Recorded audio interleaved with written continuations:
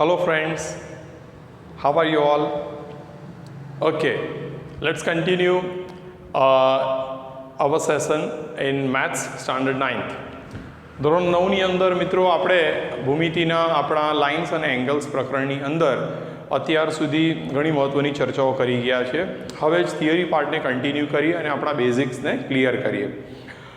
મિત્રો, જ્યારે બે રેખાઓ માટે આપણે એક આકૃતિ જોઈ ગયા છીએ કે બે રેખાઓ આ મુજબ એકબીજાને છેદતી હોય, રેખા એલ અને રેખા એમ. જો બંને એકબીજાને ઓ બિંદુમાં છેદે છે તો થોડુંક નામ આપીને આગળ વધીએ. અને રેખા એ બી પણ કહી શકાય અને આને રેખા સીડી કહેવાય. યાદ રાખીએ અહીંયા એ પણ કે સ્મોલ લેટર્સ વડે પણ રેખાને દર્શાવી શકાય છે. તે સ્મોલ લેટર્સ આપણે રેખાની બહાર લખીશું, રેખા પર નહીં લખીશું.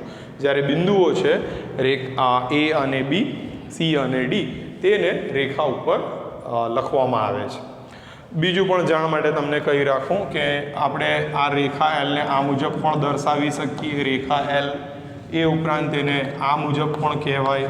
રેખા એલ પર સી અને ડી બિંદુ આવ્યા છે તો એને આ મુજબ પણ દર્શાવી શકાય.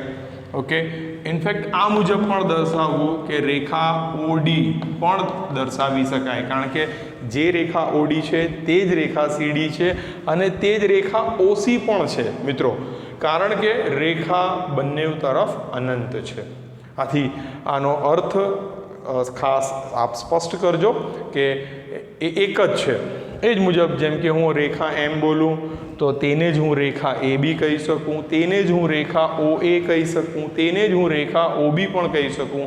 આ મિત્રો કોન્સેપ્ટને ખાસ ક્લિયર કરજો. આ સમાન છે, એક જ રેખા છે જે બંને તરફ અનંત છે અને તેની જ વાત કરવામાં આવી છે. ઓકે મિત્રો, આપણો ખાસ ટોપિક એ છે કે જ્યારે બે રેખાઓ એલ અને એમ જે સમાંતર નથી તેઓ એકબીજાને અહીં એક અંત્ય બિંદુ ઓમાં છેદે છે.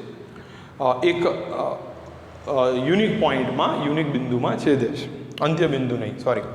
હવે મિત્રો અહીંયા આપણે જોઈશું કે તમે સામે કેટલાક ખૂણાની જોડ રચે છે. ખરેખર અહીંયા 4 ખૂણાઓની જોડ રચાય છે. ખૂણો એ ઓ ડી, ખૂણો એ ઓ સી, ખૂણો સી ઓ બી, ખૂણો બી ઓ ડી.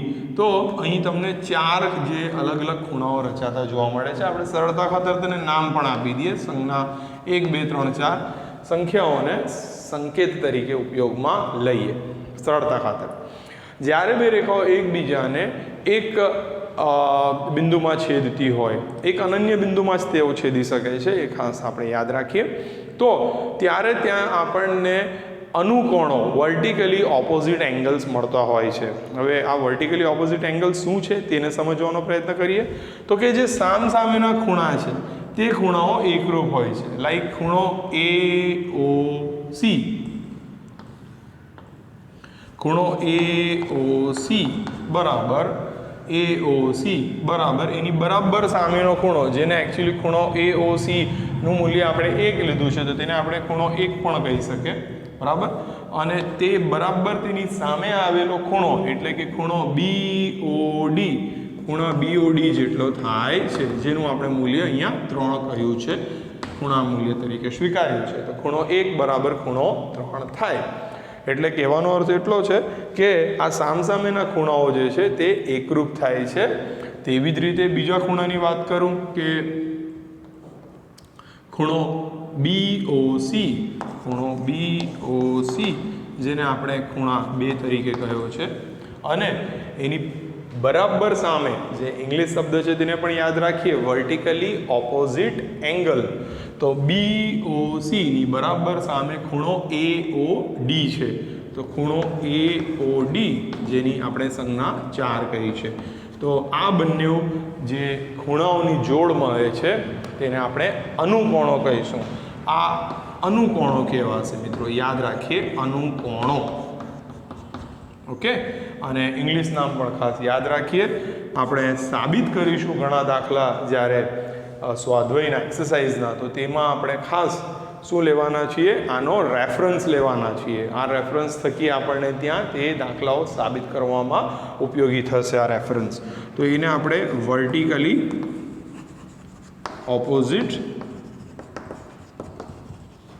એંગલ્સ તરીકે ઓળખીશું, શોર્ટમાં આ મુજબ VOA લખીશું. તો મિત્રો આને ખાસ યાદ રાખીએ, સમજીએ વર્ટિકલી ઓપોઝિટ એંગલ્સ શું છે.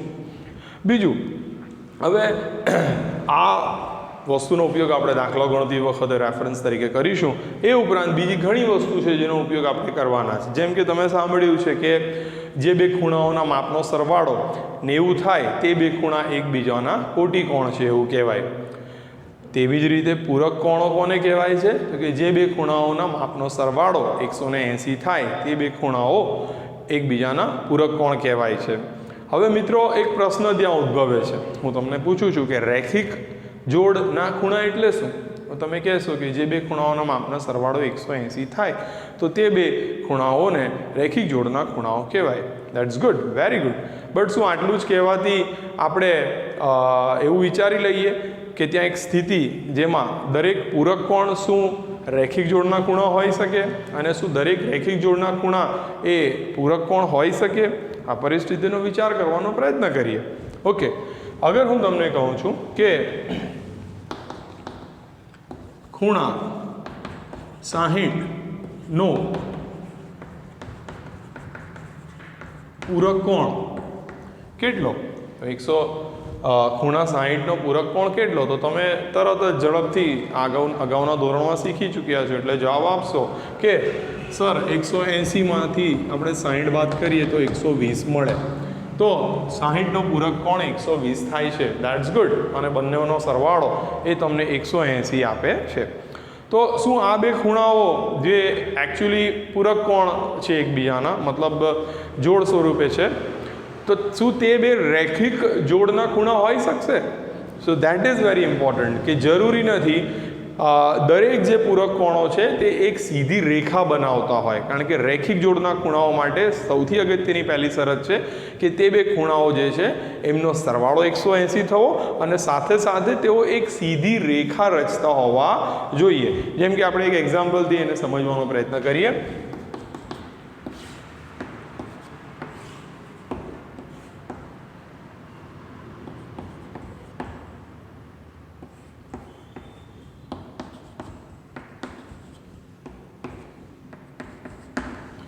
ઓકે, જો અહીંયા આપણે સમજશો તો તમને ખ્યાલ આવી જશે કે ખૂણો ABC જેનું મૂલ્ય 120 છે અને ખૂણો CBD જેનું મૂલ્ય 60 છે. તો કમ્પલસરીલી ફરજિયાતપણે આ બે ખૂણાઓ જો રેખિક જોડના બનવા માટે તેમનો સરવાળો 180 થવો જોઈએ અને સાથે સાથે તે એક સીધી રેખા રચાવી જોઈએ. એક ખાસ અગત્યનું છે કારણ કે દરેક પૂરક કોણ જે છે તે રેખિક જોડને રચી શકતા નથી. જરૂરી નથી કે તેનાથી સીધી રેખા બનતી હોય. બટ હા, એ જરૂર સાચું છે કે રેખિક જોડના ખૂણા જે છે તે હંમેશા સરવાળા સ્વરૂપે 180 મેળવી આપે છે. આથી દરેક રેખિક જોડના ખૂણા જે છે તે એકબીજાના પૂરક કહી શકાય છે. પણ દરેક જે પૂરક કોણો જે છે તેઓનો સરવાળો 180 થશે, બટ જરૂરી નથી કે તે એક સીધી રેખા પર રચાતા ખૂણા હોઈ શકે. તો આ મિત્રો ખાસ યાદ રાખીએ. આને સ્ટેટમેન્ટથી રજૂ કરીએ, થોડા સિમ્બોલિક વેમાં રજૂ કરીએ કે રેખિક જોડ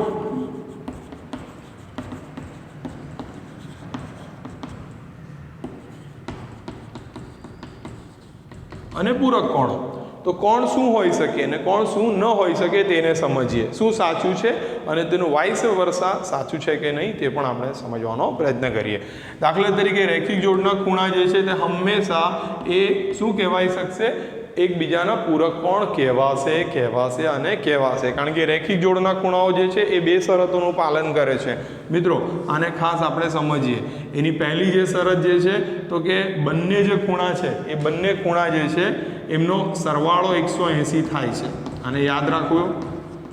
અને બીજું અગત્યનું, જેમ કે તે રેખિક જોડના ખૂણા છે એટલે રેખિક જોડના ખૂણા હોય તો હંમેશા તે બેનો સરવાળો 180 અને તે બંને મળીને સંયુક્ત રીતે એક સીધી રેખા રચે છે. સીધી રેખા ન રચાય તો તે રેખિક જોડના ખૂણા ન કહેવાય, ભલે સરવાળો 180 થાય. તો અહીંયા યાદ રાખીએ કે તે લોકો સીધી રેખા રચતા હોય છે, સીધી રેખાના ખૂણા હોય છે. હવે પૂરક કોણની અંદર તો ફક્ત આપણી જોડે એક જ શરત છે કે તેમનો સરવાળો જે છે તે ફક્ત તમને 180 મળવો જોઈએ. ઓકે, તો હવે અહીંયા આપણા સ્ટેટમેન્ટને વિચારવાનો પ્રયત્ન કરીએ કે રેખિક જોડના ખૂણાઓ જે છે તે દરેકે દરેક પૂરક કોણો કહી શકાય, તો તે વિધાન સાચું છે, તે વિધાન ખોટું નથી, તે વિધાન સાચું છે. બટ યાદ રાખીએ મિત્રો કે દરેક જે ખૂણાઓ કે જેઓ એકબીજાના પૂરક કોણ છે, દરેક જે ખૂણાઓ એકબીજાના પૂરક કોણ છે તેઓ હંમેશા રેખિક જોડના ખૂણા થશે તે જરૂરી નથી, તે જરૂરી નથી. આને ખાસ યાદ રાખીએ, ઓબ્જેક્ટિવ ફોર્મમાં એક્ઝામમાં પૂછી શકાય, કારણ કે થોડું કન્ફ્યુઝિંગ છે, બટ છતાં આઈ હોપ કે તમે તેને યાદ રાખી શકશો.